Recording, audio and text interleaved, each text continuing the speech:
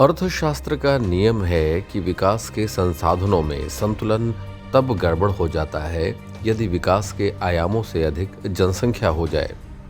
हालांकि United Nations population fund का कहना है कि जनसंख्या वृद्धि मानवता की उपलब्धि है। समय के साथ ये नजरिया बदला है या फिर जनसंख्या वृद्धि को न रोक पाने की व्यवस्था पर अपनी असफलताओं को छिपाकर इसे उपलब्धि बताने की नौटंकी। जो भी हो, यह भयावह तो है ही। दुनिया डोल रही है। बीते मंगलवार को दुनिया में इंसानों की आबादी 8 अरब हो चुकी थी। अब जब आप ये पढ़ रहे हैं तो 8 लाख और जोड़ लीजिए। इस 8 अरब में चीन का योगदान 1 अरब 43 करोड़ का है और भारत का योगदान 1 अरब 41 करोड़ का।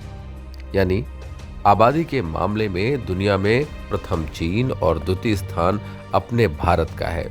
लेकिन निराश मत होइए, अगले साल यानी वर्ष 2023 तक अपना भारत दुनिया का सबसे अधिक आबादी वाला देश हो जाएगा। चीन का नंबर 1 वाला खिताब भारत छीन लेगा। खिताब के बाद हमें गर्व करना चाहिए। सबसे बड़ा सवाल यही है। UNFPA भले ही ट्वीट कर मंगलवार को बोल रहा था 8 अरब उम्मीदें, 8 अरब सपने और 8 अरब संभावनाएं, लेकिन ये सच भारत के संदर्भ में बिल्कुल उलट है।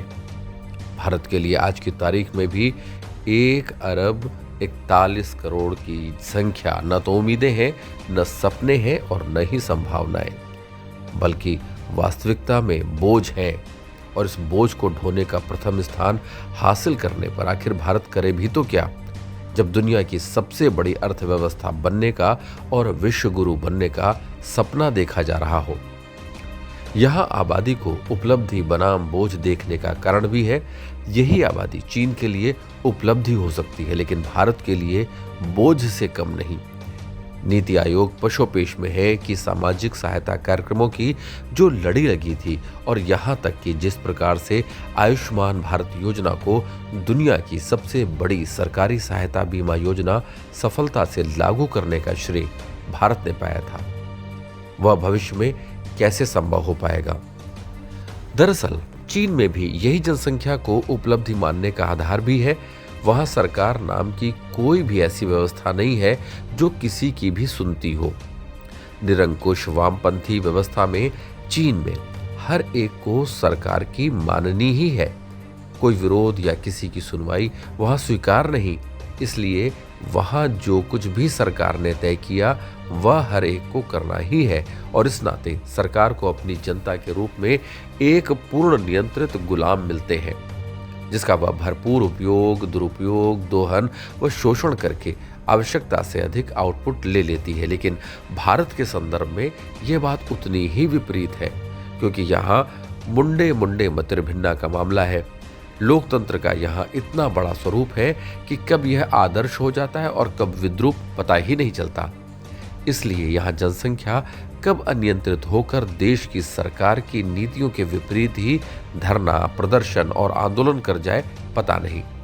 ऐसे में भारत जब अगले साल दुनिया का सबसे ज्यादा आबादी वाला देश हो जाएगा तो यह उपलब्धि नहीं बल्कि चुनौतियां झेलने वाला देश हो जाएगा, जिसके लिए हम सबको अभी से तैयार रहना चाहिए।